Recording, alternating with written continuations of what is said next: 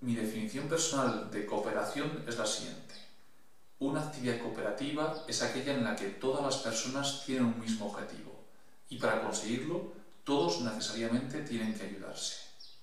Si en cambio se puede conseguir el objetivo sin ayuda, realmente la actividad no sería cooperativa, más bien sería individual. El otro punto necesario para hablar de cooperación es que el objetivo sea común para todos, es decir, que no puede haber oposición en ningún momento. Siendo realistas, las actividades que tradicionalmente se denominan de cooperación-oposición no existen. Sí existen las actividades de colaboración-oposición, puesto que colaborar y cooperar no son lo mismo. Por ejemplo, en un partido de fútbol, los jugadores de un equipo colaboran entre sí, pero para vencer al equipo contrario. Es obvio que los dos equipos no pueden conseguir su objetivo.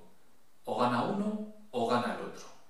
En cambio, en una actividad cooperativa, si se consigue el objetivo, el éxito es para todos. Pero para alcanzarlo, necesariamente todos deben ayudarse.